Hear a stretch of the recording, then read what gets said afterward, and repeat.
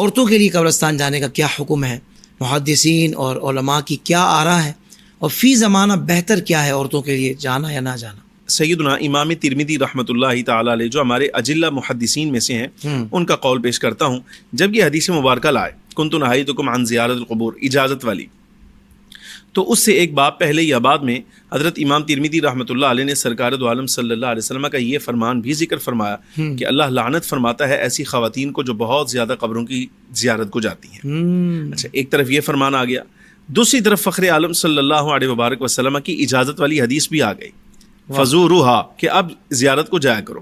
اب یہ دو طرح کی حدیث آئیں تو حضرت امام ترمذی رحمۃ اللہ تعالی علیہ نے بہت زیادہ احتیاط والا تبصرہ اس پر فرمایا. سبحان اللہ. آپ فرماتے ہیں چونکہ یہ جو زیارت سے منع کرنے والی حدیث مبارکہ ہے خواتین کے لیے خاص، یہ پہلے تھی.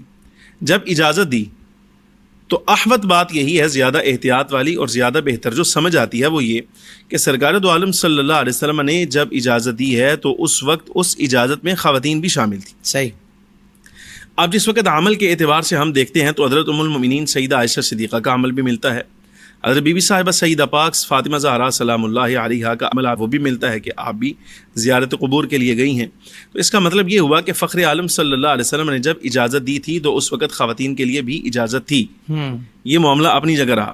لیکن جس زمانے میں ہم جی رہے ہیں جیسا کہ آپ نے فرمایا یہ تو تھا علماء اور محدثین کی آراء. صحیح. اب چونکہ احکام شرعیہ میں اتنی گنجائش ہوتی ہے کہ جب احوال بدلتے ہیں، حوادثات بدلتے ہیں اور جو ارد گرد کا ماحول ہے وہ تبدیل ہوتا ہے تو احکام شرعیہ میں کچھ نہ کچھ اس میں تبدیلی آ جاتی ہے، تغیر آ جاتا ہے. بالکل ٹھیک. جس زمانے میں ہم جی رہے ہیں آپ کو معلوم ہے کہ اس وقت اکثر قبرستان میں اور یہ جو مزارات ہیں اولیاء کرام کے، یہاں مرد و زن کا اختلاط ہوتا ہے. تو ایسے میں بعض ہمارے علماء کرام نے شرائط بیان فرمائی، میں وہ بھی عرض کر دیتا ہوں. پھر جو بہتر بات ہے وہ بھی عرض کر دیتا ہوں. وہ یہ فرماتے ہیں کہ اگر خاتون با پردہ جائے، کسی محرم کے ساتھ جائے، وہاں واویلا نہیں کرے گی، شور شرابہ نہیں کرے گی جیسے خواتین میت کے اوپر کرتی ہیں، چونکہ ان میں صبر کی قلت ہوتی ہے. تو یہ چیزیں با پردہ جائیں، محرم کے ساتھ جائیں اور وہاں واویلا نہیں کریں گی.